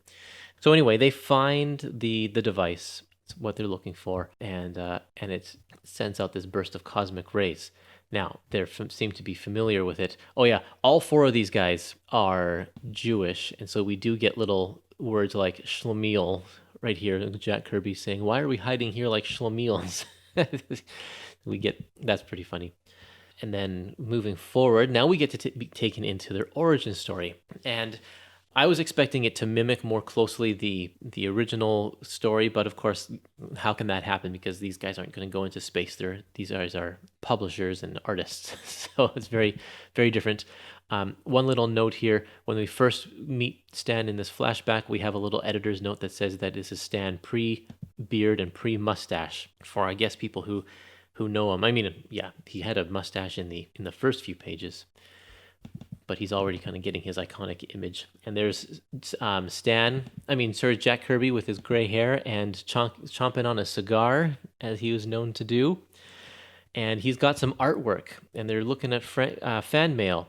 And there's one issue of the Incredible Hulk here. And at this time, in this continuity, I guess they haven't created the concept of the Fantastic Four yet. The Marvel Universe that they are creating has kickstarted without the Fantastic Four. They have the Hulk down there, but that's the only thing that we see on the walls. Anyway, all four of these people get together in one room, and they open a surprise package. And inside is a box that has a note to it, and the box, when you turn it on, starts to emit these cosmic rays.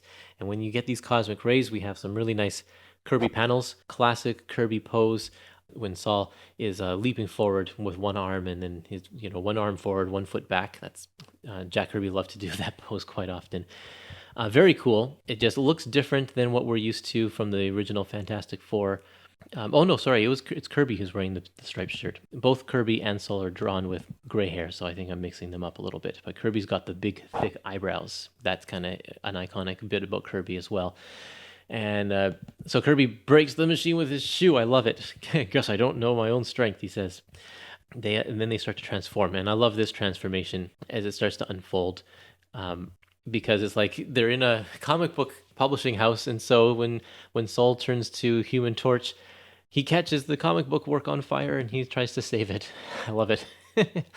And this is interesting too. When he turns to Torch, he says, "I'm burning just like the comic book Torch. I've even set the fire to this artwork." So he remembers, of course, he's referencing the Human Torch from the Golden Age. That's the only Fantastic Four character that existed at that time. He jumps out the window, and his flame goes out and falls, and that's when we learn that Stan has the power to stretch, because he saves Saul from falling and, well, basically splatting on the ground. And of course, Flo is now invisible, and she kind of just stays invisible. She pops in and out and makes comments about, "Oh, I'm afraid, or I'm worried that this is going to happen," which is too bad, because she showed great promise in the beginning of this issue here. Anyway, they get a note that says, "Greetings, this box, and open this box and live the ultimate fantasy, the S people, mysterious S people."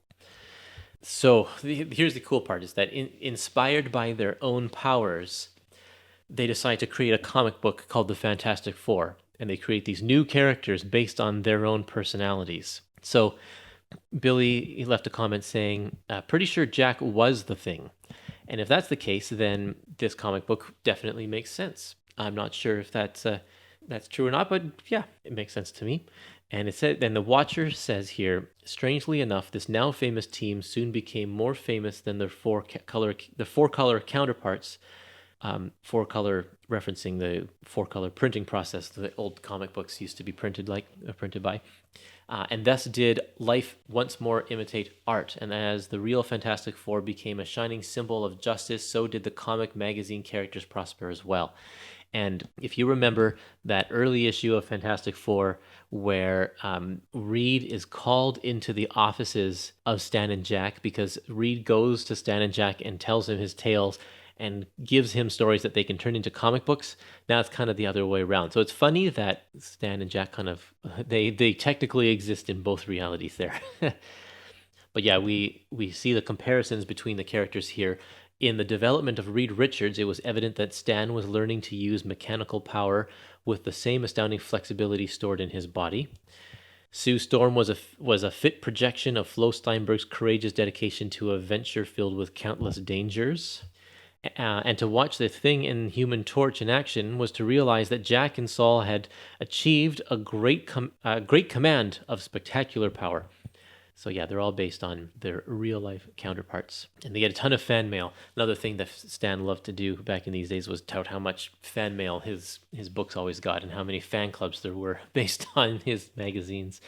And also on this page, sorry for you who are listening on the podcast rather than on a live stream, there's one page here where we get the other people in the bullpen are wondering, where do these four sneak off to all the time? They always come back, and then these two guys here, he says, well, we don't speak about it because we don't know. Luckily, Maurice Severin, Johnny Romita, and this new kid named Thomas are around to take up the slack. So yeah, these two people in the foreground here, John Romita and Maurice Severin, and Roy Thomas. So pretty cool stuff to see them have a little cameo appearance as well.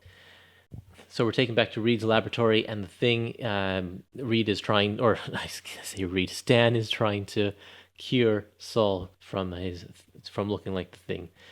But their adventure takes them to under the sea to find Namor the Submariner, and it says here in the bottom, on this alternate version of our Earth, the Submariner and other villains have real-life counterparts. Isn't that convenient for the sake of this story? I love it.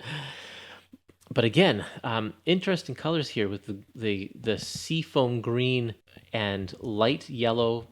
You can't see it very well here. Of Atlantis with the sharp red colors. You didn't get this kind of coloring usually, I don't think. Usually they colored it a little bit differently. I love Stan's dialogue in this. Jack's dialogue, rather. Jack's dialogue emulates a lot of what Stan did, and especially when Namor is speaking, you can hear Namor's voice very well. But also, the four of the Fantastic Four here still sound like their Fantastic Four counterparts, except for Stan. Stan sounds like Stan Lee. He's kind of very grandiose and such. But Jack Kirby sounds like Ben Grimm. And Flo Steinberg sounds like Sue Storm at this time. And I guess Saul's a little bit different because he's not a teenager talking like a teenager. But I find that they are very, very close to the original Fantastic Four for the most part. So we find out that Namor has one of these boxes too. And through a series of events, they end up fighting. And then they end up teaming up because they realize that they have a traitor in their midst. And it's revealed that it's actually, this whole thing is a plot by the Skrulls.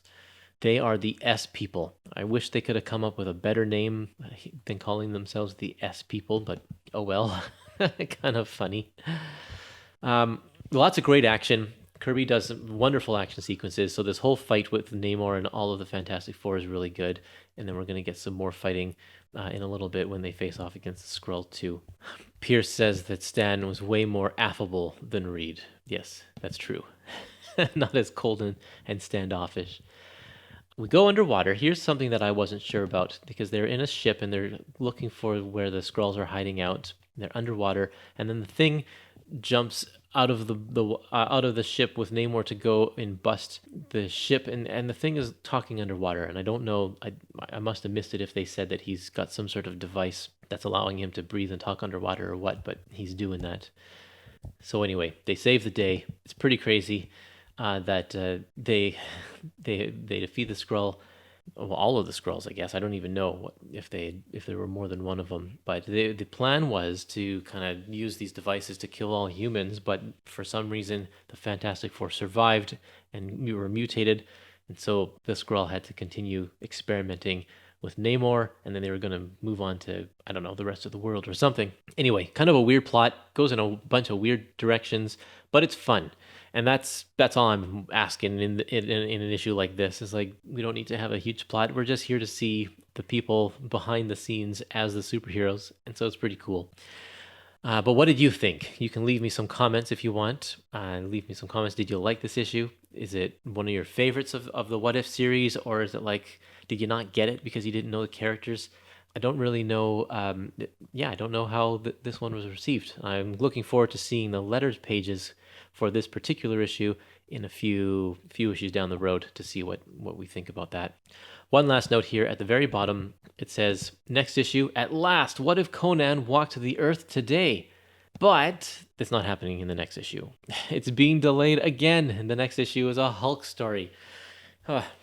Well, I hope that you find these podcasts interesting. I find that I'm recapping the plot a whole lot more than I usually do or usually like to do, because there's so much story and so much to cram, because I like to point out the differences. So going through the issue chronologically to point out where things change or where things stay the same is kind of the way I'm tackling these issues here. Pierce says, fun that the Marvel crew made one for themselves rather than for the fans. Yeah. This probably was for themselves. Although the fans also voted for this, because this was one of the options in the letter pages a few issues back, where Roy was like, vote for the ones you want to see. And then this did make the top choice, is one of the top choices according to the letter page in the previous issue. So fans wanted to see it too.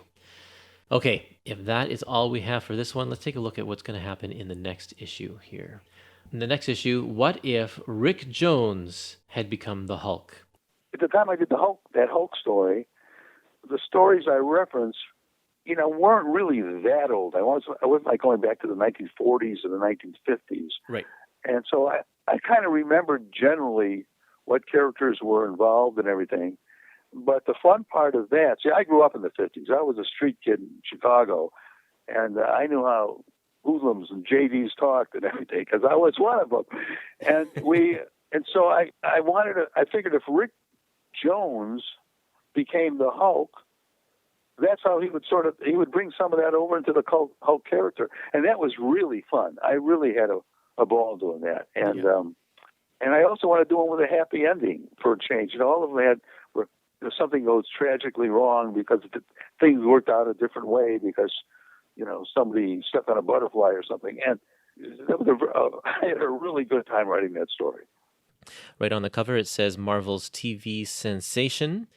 And over on Facebook, I forgot to get this ready, so I can't show you, but over on Facebook, Roland left a comment with a cool picture that says, what if Rick James had become the Hulk? And put a little cartoon of Rick James in there. It's really, really funny. Very funny cartoon. Let's see. You can also have on hand the first volume of the Incredible Hulk Epic Collections, Man or Monster, because we reference, of course, the origin story quite heavily. You can also have on hand Captain America Epic Collection Volume 2, because it has the Jim Steranko issue with the Incredible Hulk, which is referenced here when Rick Jones becomes Bucky. And we've talked about that one, actually, in a different What If issue. It's important here, too. Then we have another issue, I think the second volume of Captain Marvel Masterworks. Captain Marvel Masterworks is going to be referenced there, as well as, I don't know, maybe the fourth or fifth volume of Captain Marvel after the Jim Starlin run is quite heavily referenced here, as well as Avengers Epic Collection Volume 5, The Kree-Skrull War, This Beachhead Earth. In all of these, Rick Jones has had a very, very complicated career, and he's been a sidekick for many people, and we're kind of exploring all three of those main ones in this one story. Being the sidekick to the Hulk, being the sidekick to Captain Marvel, and being the sidekick to Captain America. And I love how Roy Thomas lies this out as like his trajectory is laid out as it is in the regular 616 universe, but each time it's interrupted by him becoming the Hulk, and so the Hulk kind of messes up everything going forward here. So let's see how this plays out. It's very cool. I'll pull up the credits here. What If number 12 is written by Don Glut and penciled by Sal Buscema. Sal, of course, is the artist of the Hulk at this time, so it's not a stretch that we get to see him in the artwork here. It's very cool. It's exactly as you would expect.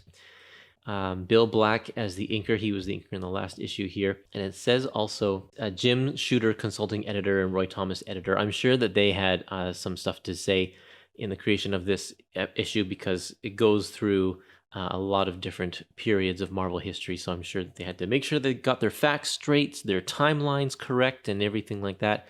But yeah, so here we go. We start off right off the bat. Bruce Banner's like, get out of there, there's going to be a bomb exploding. And the very first thing that happens that's different is that Rick Jones decides to throw Bruce down into the ditch and take the brunt of the explosion. Instead of Bruce doing that. And so of course Rick gets belted with the gamma rays and is affected. And later on when he gets checked up, he realizes that something's wrong and he turns into the Hulk. And I love this when he busts out of there and the guy's like, look what just smashed through the wall. What is it? That Hulk? It's a monster with a kid's face. Like something out of I Was a Teenage Frankenstein. Great line there. And I like that, yeah, Sal doesn't draw the Hulk like he does. The facial features are a little smaller. He draws Hulk with a big brow usually, and you don't get that kind of big brow. He still has the Rick Jones type hair, and so he does look different. He does look, I mean, I guess sort of like more like Rick Jones. It's neat that Sal was able to do that after drawing the Hulk so many times the regular way he usually does. So moving on here, the events of in the first 6 issues of the Incredible Hulk way back in the 60s take place kind of in the desert, where Bruce and Rick hide out in this isolation, in this cave that they've kind of retrofitted to be an anti-Hulk cave. Bruce would lock him, because at that point, Bruce turned into Hulk when the sun went down. And so he would lock himself into this Hulk-proof room at night and wait till the Hulk would pass, and then he'd get up in the morning, and Rick Jones would stay outside the door just to make sure that Bruce was okay. And this time, the roles are reversed, and Rick is inside. And instead, now this leaves Bruce able to work all night on devices that will help turn Rick Jones back, which is kind of handy. But it doesn't really go that way. Oh yeah, one other thing that you might want to keep on hand is Avengers number 1, because we do see the events of Avengers playing out at the beginning here, like right at the beginning when Loki uses the Hulk to destroy a train trestle, and then that brings the Avengers together. That still happens.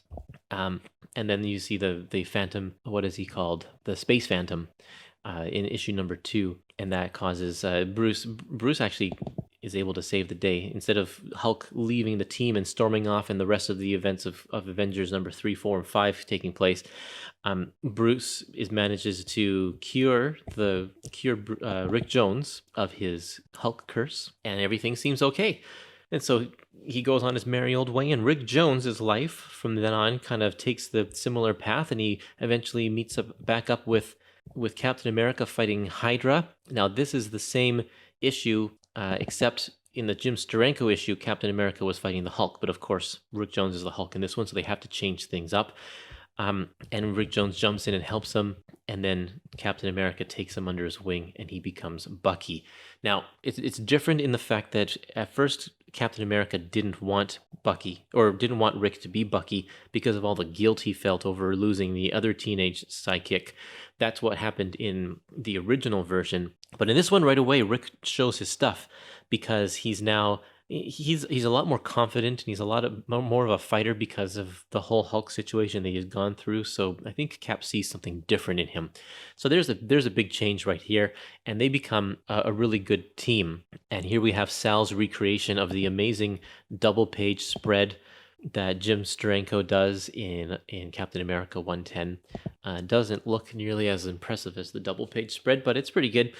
And so yeah, they fight this battle with the Hydra agents, and right in the middle, Rick turns back into the Hulk because he's under such incredible pressure being in this fight. So the cure that Bruce Banner made didn't stick. And I love this. I love the dialogue that Don Glut puts in here. He doesn't sound like Bruce Banner's Hulk. He definitely is a Rick Jones Hulk, saying things like, Hydra wants to rumble with Hulk, huh? Groovy. Then Hulk gets to bust some heads. And that was one of the iconic things about Rick Jones in the 60s, was he really embraced the beatnik kind of lingo and slang of the day. And so Hulk talks like that through this entire issue, which is really funny. It's really funny to see. It's really funny to read, and it's consistent, which is great because this is a different person. So whereas this is the Hulk, of course, it doesn't have the same mind as the Bruce Banner Hulk. So I like that little detail there. Billy is with us again today. He says, love Sal's work. Oh, it's different Billy. Love Sal's work. Yes, I do too. He's definitely a great artist. Wonderful storyteller, and the pacing in this issue is really, really good. And this is a testament to Sal's abilities because there's so much crammed into this. It's a double-sized issue, but there's still so much story, and it's like little vignettes. It's told with like the part about the origin story, the part with the Avengers, the part with Captain America, and then coming up is a couple different parts with Captain Marvel, and then the conclusion. And they're all little snippets of this life that Rick had as the Hulk, and none of it seems rushed. All of it tells exactly what it needs to tell. It's really, really well done. So anyway, we move forward here. Captain America, or the Hulk jumps away and leaves Captain America, so Cap doesn't have a sidekick. Cap doesn't have a sidekick anymore. Rick is on his own, and he sees this apparition, which is told in Captain Marvel number 17. And it turns out in those series of events, in reality, he gets stuck with these bracelets. And if you know your Marvel history, that means that whenever he hits the bracelets together, he trades spots with Captain Marvel, who's stuck in the negative zone. So Captain Marvel's in the negative zone. Rick is here. He slams the bands together. All of a sudden, Rick is now in the negative zone, and Captain Marvel is on Earth. And so we say that these are scenes from Avengers number 97, which you can pick up in that upcoming Epic collection that'll be out in a couple months. But yeah, so this is interesting here. The Supreme Intelligence, the Kree Supreme Intelligence enhances Rick Jones's mind so that he can suppress the urges to become the Hulk. So now Rick has some more powers that allow him to stay in control, and also gives him the necessary means to stay alive in the negative zone, which happens in the comics. But the Supreme Intelligence says, I'm giving these powers because you have to save the entire human race, and that, of course, is a key moment in the Kree-Skrull War. Spoiler alert if you haven't read that. And then, so the whole Kree-Skrull War is summed up in one panel here. But that is a pretty epic story if you care to read that one. You got to check that one out. And then we move on to Rick's life. He tries to stay apart from Captain Marvel as much as possible. But finally, the events take a turn. This is just before Jim Starlin joins the book. Rick Jones has to let Captain Marvel back into his life, and then he goes back into the negative zone. So here's where things get a little bit different, because Bruce Banner is still not the Hulk. So he's still been all of this time devoting his life to helping solve Rick Jones's problem. Now he takes his work to Mr. Fantastic to see if the both of them can get on board here. And then here in Captain Marvel number 34, Captain Marvel is affected by the nerve gas. This is what eventually leads to the incredible story, The Death of Captain Marvel. Captain Marvel 34 is, I think, plotted by Jim Starlin, but Jim Starlin didn't actually write that one or script it. So it conveniently skips over all of Jim's run, which is really the only Captain Marvel that I've read. I haven't read the stuff before, and I haven't read the stuff after. So all of this is kind of new territory for me, but you don't have to have read this. They still do a really good job of explaining exactly what's going on so that you can still enjoy the issue, not having read those particular stories. But of course, it's definitely more enjoyable if you have read those stories. Okay, moving right along here. This is a brilliant idea, and I don't know why this isn't. Maybe this is thought of in the comics because I haven't read all of them. But like, if Rick Jones is in the negative zone and Mr. Fantastic knows all about the negative zone, why don't you just go into the negative zone and bring Rick Jones out of the negative zone? So now they're both on Earth. Doesn't that make sense? It seems to make sense, but they're gonna try that in this issue here. And he's also created a device that will separate Bruce and the Hulk. And it references Hulk number 130. That story is told in Hulk Epic Collection number 4 in the Hands of Hydra, where the Hulk and Bruce get split. And the thing about that story is that Bruce eventually has to merge back because the Hulk is just running amok on Earth. But because they're being split in the negative zone, they don't have to do that. So now Rick is free of that curse. Oh yeah, there's a great battle between the Hulk and Annihilus. I don't know if Hulk ever fights Annihilus in the regular Marvel continuity, but this is a pretty good one. Yes, okay, here we are. They split. Rick Jones is split from the Hulk. Rick Jones is trapped in the negative zone. Mr. Fantastic stretches as far as he can to pull Rick Jones out of the negative zone, and the Hulk is left there to finish his battle. And everything seems like it's okay. There in Captain Marvel is okay. This is before he's died. He still is probably has early stages of cancer at this point. But we find out that the Hulk is now living the best kind of life in the negative zone, smashing things that he pleases. No one's there to bother him. He's just kind of doing his thing. Wonderful. It ends on a happy note. And meanwhile, Bruce and Mr. Fantastic are still going to try and find a way to cure the Hulk. But I don't know how they'll do that. If they cure this Hulk, will he just cease to exist? Or will he turn into Rick Jones? So there will be two Rick Joneses? Not exactly sure how that works. But this has been great. I've really enjoyed the Don Glut issues. He has barely done any work for Marvel, and he did a lot of work with, I think with EC and with Gold Key. He created some comics for them. His main work, I think, is in film. If you go to his website and just look at all of the stuff he's done, he makes movies, director, he's an actor, he's done stunt doubling, he's been in bands and has released albums, and like he's written novels. He's done all sorts of stuff. Very, very interesting guy.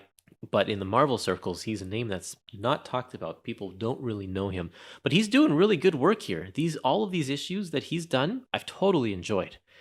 So I don't know how long he lasts. I think he's got a few more issues in Volume 2, and then we won't see him anymore.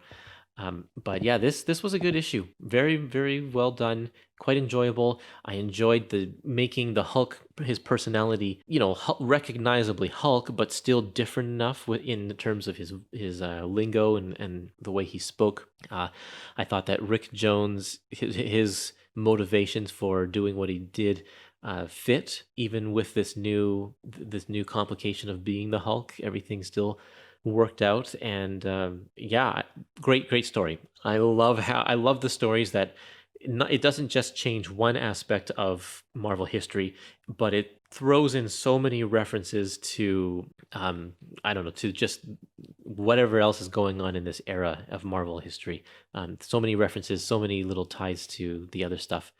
A lot of fun to read and a lot of fun to explore, and also this is going to inspire me to go and search out those issues of Captain Marvel that I haven't read. I'll find them on Marvel Unlimited, and I'll take a read to see how the events played out in real time. Billy here says, I still enjoy this era Hulk compared to Immortal Hulk. It's true, they're very, very, very different. Immortal Hulk, I've quite enjoyed as well. That title is just bonkers, nuts, bizarre, but very, very compelling, very interesting, a completely different take on Hulk. If you wanted like a horror story, a horror magazine that stars the Hulk, you might want to check that one out. Who's the artist on that? I think it's Joe Bennett. Is that his name? He's a really, really good, really excellent artist as well. And Al Ewing, good writer. But yeah, I mean, they're so different, this era of Hulk. And if you listen to my podcast, I've done the first 4 volumes of the Epic Collections as podcast episodes now, And the fourth volume is very good. There's a lot of really cool stuff there. And my co-host Alex tells me that, moving forward through Roy Thomas's run here, it just gets better. So the 70s is kind of where it's at for the Hulk, the 70s and 80s. So, oh yeah, and then right at the bottom it says, next issue, what if Conan walked the earth today? This time for sure, because this one issue has been delayed so many times, and they've been hinting at it in the next box at the bottom, but they just keep on having to push it, which is also amazing that I don't know if these issues, the Don Glut issues, have to be rushed or if they just have them in their back pocket, because if they're saying next issue Conan and then Conan doesn't appear, they gotta slot something in there really fast. And but these don't seem that rushed. Like, they're well thought out, they're well formed, and especially being double sized. And Sal Buscema's doing regular work on Hulk and probably 3 other books at the time, because he was a maniac when it came to penciling. But Marvel Unlimited does not have issue number 13. Why not? I don't know. So yeah, it just skips to number 14. The issue is reprinted in What If Volume 2. What If Conan the Barbarian Walked the Earth Today by Sal Buscema. Roy Thomas and Sal Buscema do this issue because they were the regulars on the title at the time, and holy cow, it just looks so amazing. A little bit of a secret here. I have never read any Conan the Barbarian, so this is going to be the first Conan the Barbarian story that I will have read when I read this. I don't know if that's good or if that's bad. Hopefully it's okay that I'm doing that. But anyway, thanks for joining me. I'm glad that you were able to be here today, and we'll see you tomorrow. Bye-bye.